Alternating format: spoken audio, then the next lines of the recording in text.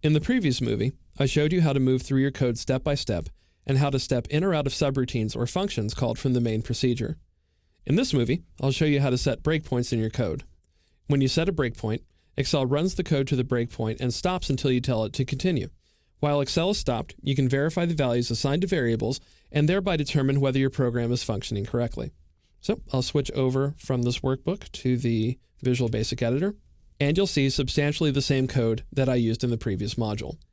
To set a breakpoint in your code, you click the vertical bar to the left of the code window, next to a line of code. So let's say I wanted to click here, to the left of the message box string state line. When I did, a brick red dot appeared in the vertical bar next to the code window. Now, if I press F5 to run the code, it runs to that point and then it enters break mode. If I want to keep running the code, I can either click the continue button or press F5.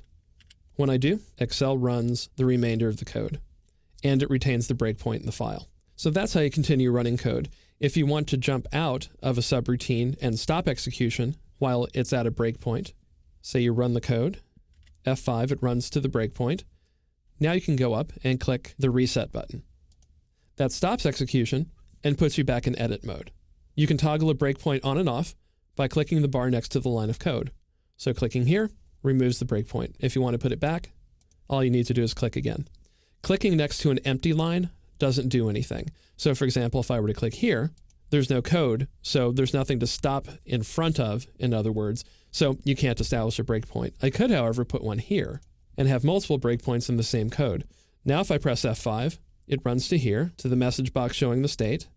F5 again, it implements that instruction, and then it goes to message box, string city, and stops. When I press F5, it runs that step and continues on. While you're in break mode, just as when you were stepping through a subroutine by pressing F8, you can hover your mouse pointer over a variable to see the value that's assigned to it.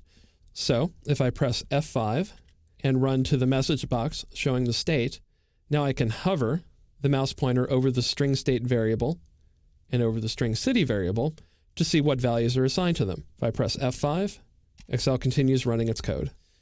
Don't forget that you can use comments to have Excel ignore certain lines of code. Combining comments with breakpoints helps you limit which code will run, greatly simplifying your debugging process.